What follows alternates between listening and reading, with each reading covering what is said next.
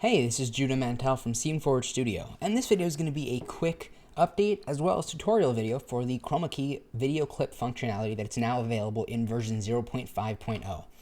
So if you haven't seen much about this, you can take a look at the previous couple videos. They're kind of an overview of the way it works, but now this is going to be a more formal tutorial. So I have this scene here with just a light, a color light checker, which I'll put over here, and then this camera. So now to add a video surface, all we have to do is go to Create, Dynamics, Video Surface. This is new for this release. And you can see it's just a flat object in the 3D world. So I'm going to click Spawn, and there we have the object. So this can be moved around and rotated any way you like. But you'll notice that it can't be scaled non-uniformly. That's because the actual scale is handled for you when you put a video clip onto the surface, as you'll see in a moment. So to configure the footage that gets put on here, all you have to do is click Configure Global Footage.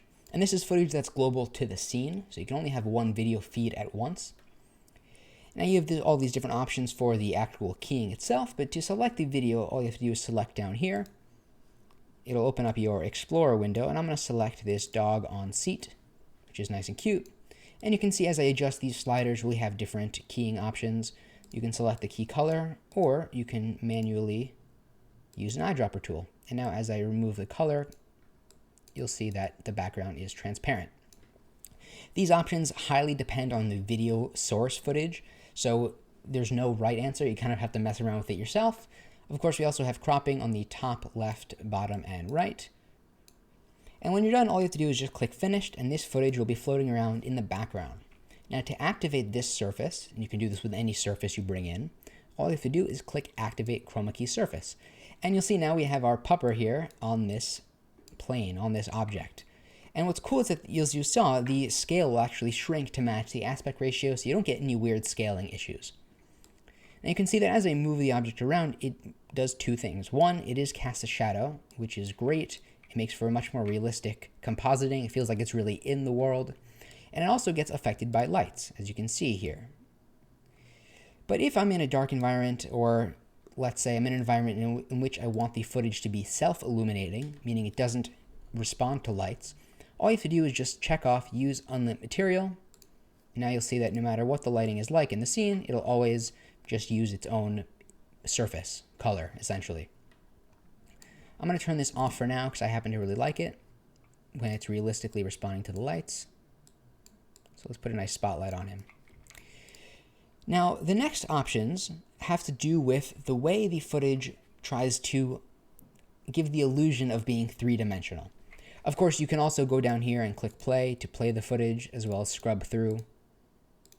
And you can also sync playback with timeline, so even when this is paused, when I click the spacebar or the play button on the timeline, the video footage will start from the beginning and then stop again when the timeline is paused. It's just an easier way to keep things all in sync when you begin filming. I'm going to turn this off for now so we can have it running. So if I move my camera around, you'll see that it looks pretty good head on, but as I move, it becomes very clear that this is just a flat object. So to fix that, what we do is we have it always face the camera. So I'm going to check this off, face camera when active, and you'll see that as I move the camera around, it'll always rotate to face it. What this does is it gives the greater illusion of it being three-dimensional because the camera never sees that side flat edge. Now for most things this works pretty well. Of course, if you go too far, it will spin around all the way and that looks a little unrealistic, but for most things it works pretty well. But now let me switch to a different type of video clip. So I'm going to click Configure, and I'm going to select footage of a guy who's kind of walking left and right in the frame. So I'm going to select the key color, and you'll see as he moves left and right, the center pivot point that'll be rotating around is going to change, because if he's all the way over here and he starts rotating around here, the illusion is going to be even worse. So let's click Finished, and we'll try to simulate that. So I'm going to click Play, and you'll see that as I move the camera around, if he's off center, the pivot point becomes kind of like a door hinge, and it's not really realistic as he moves left and right. So to fix that, we have body tracking, and this is one of my favorite features. I think it's just so cool.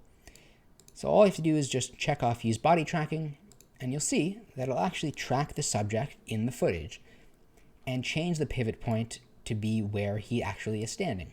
So no matter where he is in the frame, it'll always rotate approximately around the object itself, which just fixes that even more. So as you move the camera around,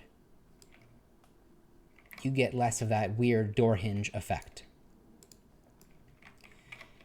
Now, because this tracks the content of the frame as opposed to knowing that it's a person, if I bring in footage of two people, it'll track those as a single unit as well. So I'm going to use this example of two people here. And you can see when I activate the surface, it tracks both of them as a unit. So it's still not as perfect as having each of them their own individual element, but as they move left and right, it does still keep that correct pivot position of being directly between them. So it's still much better than not having it at all. And so with that, that is the Chromakey system. It's basic, it's simple, but it works really well. And when paired with the camera tracking, actually moving a real camera around, you can get some really realistic looking shots using nothing but your phone, your computer, and any green screen footage. Of course, this works best with footage that you take yourself, so you can kind of plan out what you want your environment to look like, shoot someone in front of a green screen, and then just plop them right into SceneForge, and then it looks really good. So thank you so much for watching. I hope you make good use of this feature. I can't wait to see what you create. I will see you in the next video.